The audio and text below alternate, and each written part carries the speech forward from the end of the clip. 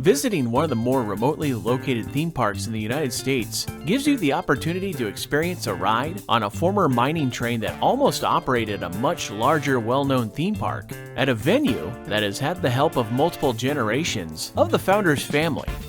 We'll take a look at these and more in this episode of Coasting with Cultures, Cultural Connections.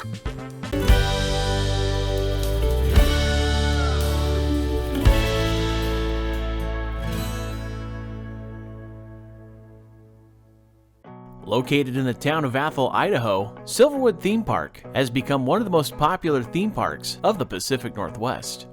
The park has experienced some steady growth over the years from its humble beginnings, thanks to the additions of new attractions every few years between the theme park and their water park, Boulder Beach. Many coaster enthusiasts hope to make their way to the famed Roller Coaster Alley, where the park's two premier wooden coasters, Timber Terror and Tremors, were added in the 1990s. Joined more recently by their newest addition, the RMC single rail coaster, Stunt Pilot. There are some really fascinating aspects of this park that you wouldn't know just by riding the coasters or flowing down one of their water slides.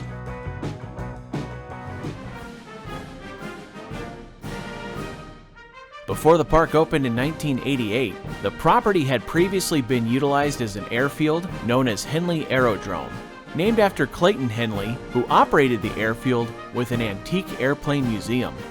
After his passing, the property would be sold to a local entrepreneur named Gary Norton, who was an airplane enthusiast himself.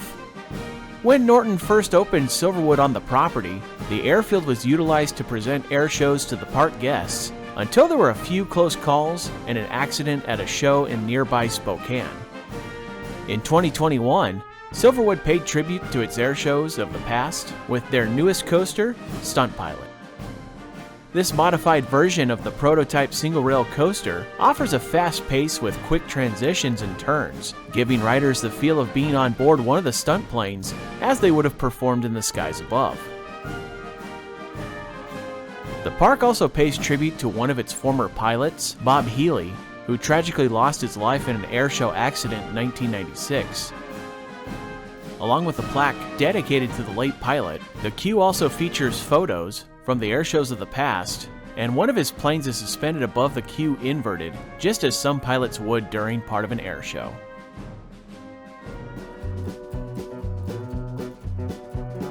One of the park's original attractions that opened with it in 1988, and a signature of the park to this day, is the Silverwood Central Railway. Passengers go for a 3-mile loop around the woods of Silverwood's property, where they can see bison and may have a run-in with train robbers. While the robbers hold up passengers on board for cash, the money is really for charity. There's also a gunslinging Wild West show in the middle of the ride before heading back to the main part of the park.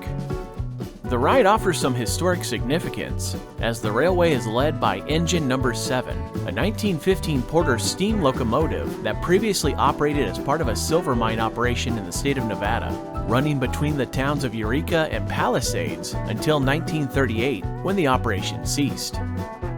Around 1961, Bill Harrah of the Harrah's Casino fame added the engine to his collection in Reno, Nevada.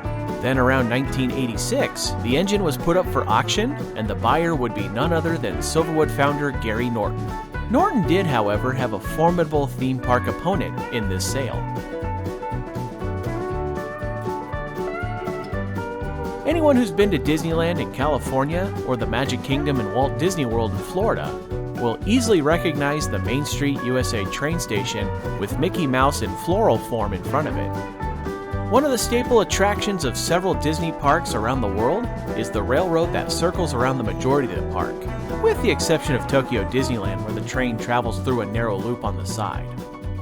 Because of the larger operation of their parks and their included railroads, Disney utilizes multiple engines, and often purchased those that were previously utilized in transporting goods and people. One such engine that Disney had its eye on was good old engine number 7. They were looking to add it to its fleet of steam locomotives and were one of the last 2 bidders when the price reached $250,000. However, Disney would lose that auction to Gary Norton, and it now calls Silverwood home instead, where it remains as one of the park's original attractions.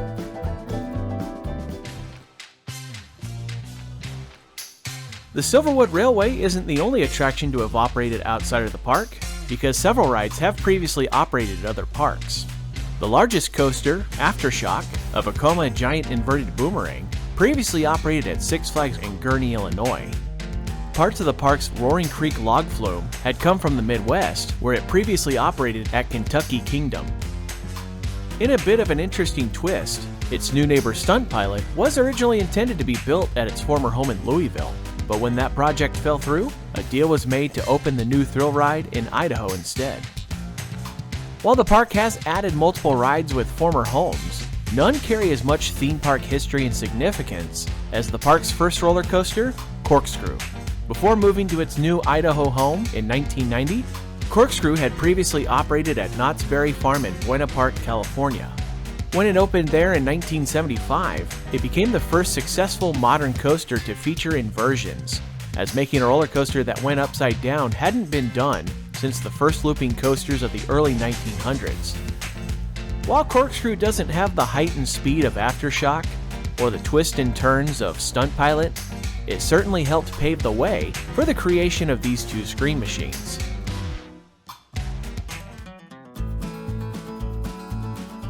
There are a number of theme parks and amusement parks out there run by families, and Silverwood is certainly a great example of a family operation in the industry. Ever since Gary first opened the park in 1988, running the park has been an effort taken by several members of the Norton family, taking on various roles over the years from frontline positions, management, and entertainment. Some of the more notable examples of this include Gary's son Nick, who performs in the park's magic show, making guests ask how did he do that for several years. More recently, his eldest granddaughter Stephanie has become one of the faces of the park as the host of their YouTube series, The Silverwood Show, which shares a behind-the-scenes look at the park and previews of the newest additions and changes of the park. She also serves as the park's public relations manager. Would you want to work with members of your family operating a theme park? What kinds of roles would they take, and who do you think would be the one in charge of it all? Share your thoughts in the comment section below, along with any other cultural connections that you may know of for Silverwood Theme Park. Thank you for watching this Coasting with Culture video. If you enjoyed it, please give it a thumbs up and click the subscribe button below to see future videos here on YouTube like these ones, which you may enjoy as well. Additional content can be found at coastingwithculture.com, and you can also follow Coasting with Culture on Facebook, Instagram, and Twitter for announcements, previews, and updates. Thanks again for watching, and until next time, take care and safe travels.